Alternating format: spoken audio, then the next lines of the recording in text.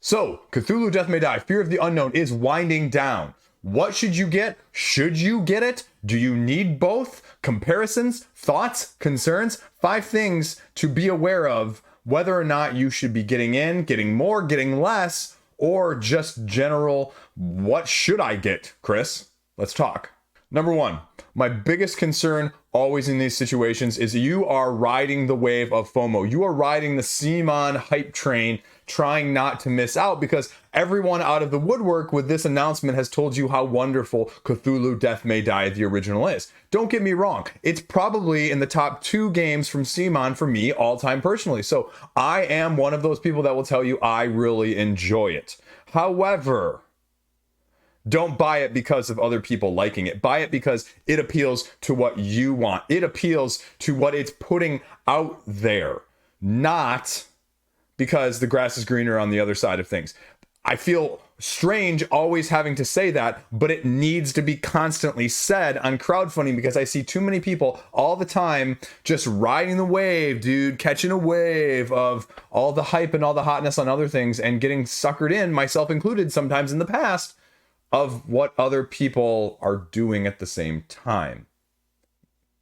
Has to be point number 1. Point number 2, Point number 2, and this is more advice, again, don't be a completionist. Do not be a completionist.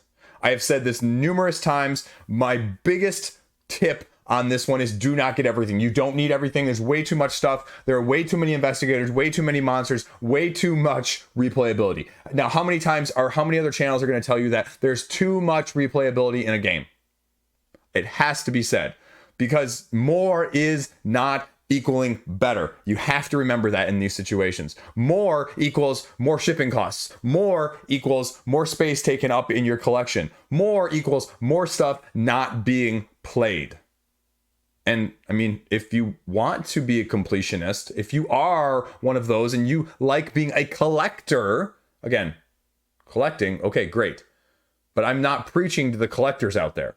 I'm preaching to everyone else who's looking at these things labeled Kickstarter exclusive, limited retail, whatever, and all this other crowdfunding marketing junk that gets tossed around across the board on all 3 websites. Do not be fooled by that.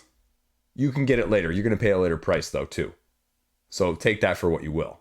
Number 3, you need to be aware of what this game truly is, right?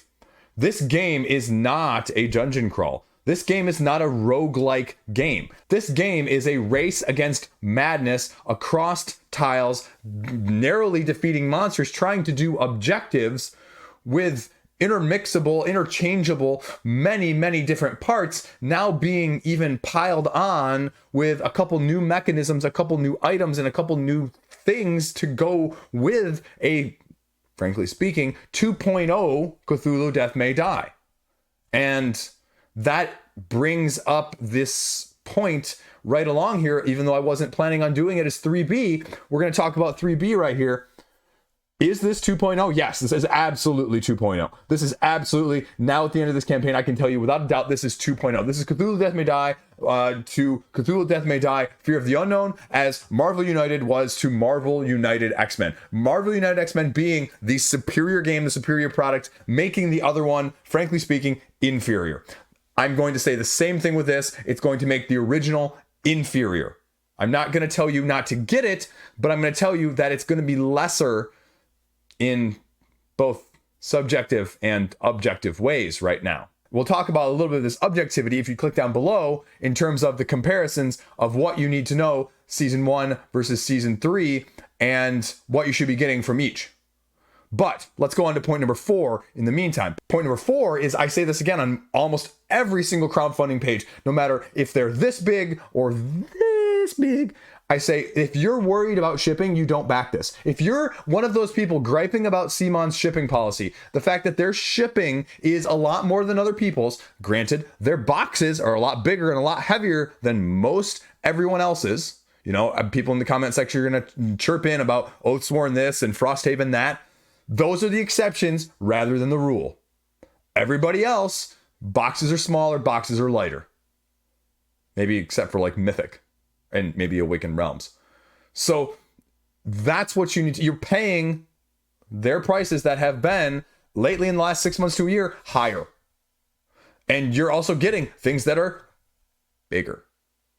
So you're not just paying for like the same, 13 by 13 by 4 box as you are for something like Fit to Print or Cascadia or one of those style size games, right? You're paying for a massive box that's probably 13 by 13 by, 36 or 28. And that's going to cost you a pretty penny. It's going to cost you the amount of an expansion. And are you willing to pay that on top of everything else and not complain about it when it inevitably comes out later next year? Last up, kind of tying into 3B. Do you already have season 1 and season 2? Because if you didn't know that this one was going to ever exist, would you be happy never hearing or never having this product made? Because it kind of goes into the previous points that I made, sort of tying them all in together now, I speak of it, over there because that's where half the stuff is, the other stuff's right here, that it's a complete game. You don't need more. It's not like it's Chronicles of Drunagor, where Chronicles of Drunagor, you're getting more of a storyline progression. You're getting Madara Act 2 and Act 3, right? Where it was parted out. This is, you know what, guys? We made a thing that people are really clamoring for. Hey, guys, we made a thing that the Unspeakable box is selling for 3 to 4 times the amount of the pledge on the secondary market since we put it out. And so there's this to be made. And so it's not necessarily the way things are in some of these other situations where there is sort of an expectation, there is sort of a desire, there is sort of a continuation of what else is out there from that side of things. Now, let's talk about the what should you get, right? The actual what is this versus this. Now, let's go into the what should you get more objectively. Let's talk more objectively here for a second. Let's talk about what you should be considering. I'll point this out right at the beginning. The core boxes, this one and the new core Fear of the Unknown, are almost exactly the same in terms of the actual contents that you're getting, right? That makes sense. Okay. So you're getting 10 investigators, you're getting 28 monsters and cultists, you're getting 2 bosses, you're getting like 6 episodes each. So that's not drastically different, right? The core pledge on both of them, $100. Again, same, right? So this is where it gets tricky, like the previous Unspeakable box and the new stretch goal box. So looking at this just from a pure numbers standpoint, Fear of the Unknown, the original, $100, $100. Core game in both, 10 investigators, 28 cultists and monsters, right? 2 elders, 2 elders. Okay, pretty similar so far. Stretch goals though, you've also got 6 episodes in each. And then in the Unspeakable box, you have an additional 18 investigators, 2 bosses, and 3 episodes. Okay, great. Now, so far now if I told you one of these expansions had 12 episode cards and the other one had 6. If I told you one of these expansions had 17 tiles and the other one only having 8. If I told you that one of them has 20 monsters and the other one has 17, and I told you one of them has 2 elder gods and the other one didn't have any elder gods, which one did you think would be a better value, even if it was a little bit more in terms of money? Again, with those new mechanics that are being offered. So all of those that have more, yeah, that's season 4, folks. That's the new one being offered compared to season 2 from the first crowdfunding campaign.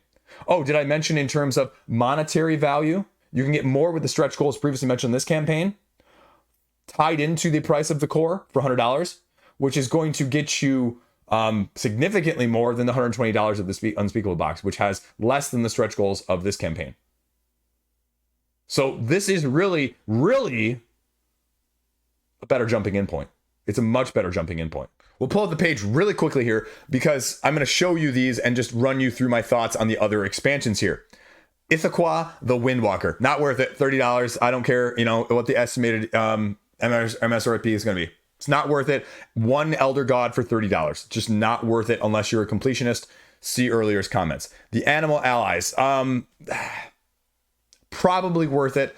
No one has any idea how ally valuable these are going to be. $25 though is a lot for only 5 cards and somehow 10 animal figures. So I don't like that. Now let's talk about Rylea Rising. Do not freaking buy this unless you want it as a display. This is absolutely one of, if not the absolute worst value on crowdfunding, period. I'll put that out there. People are gonna be like, well, if you get a comparable miniature from a miniature company that size, I don't care. No, you're not miniature collectors, right? I'm a board gamer. So from a board gaming perspective, the value for this is absolutely and utterly atrocious for one scenario. I don't care. And then you already heard my comments on the exclusive dice or whatever. You don't need more dice. So am I happy with this campaign? You know what? They're actually doing great, which is also surprising because at the time of me filming this, they're at $2.9 million. And the first one raised 2.4. So all in all, you consider this a smashing success. At the same time, how much higher is this going to go? Because with all the praise that was being heaped on this, with all the heat that was on it of people demanding stuff, right? I would have expected it to be a little bit higher at the same time. But maybe this is all common knowledge. Maybe people are already seeing how much better of a value this new one is, and they're not picking up some of the unspeakable box numbers in terms of throwing money on the fire and getting it with the large model too. So that's the only thing I can think of. But that's also, my thoughts on things. I would be very, very happy if I didn't have this right now. I would think about selling my unspeakable box to someone who's desperate to get it soon and being very happy with just getting the new core, the new stretch goals, the new season, and that would probably be more than enough. So if you're looking at this, don't buy any of the original stuff. I think you're fine waiting. As always, you have other games to play, plenty of which, in the meantime, until you get it, a year and a half from now. Okay, that's all I got. Stay classy. Cthulhu Death May Die again. Season 3, 4, and you know what? At this rate, they'll make a 5, 6, 7, 8. It'll be like Star Wars trilogies, right? Can't get enough of them. Stay classy. See you around.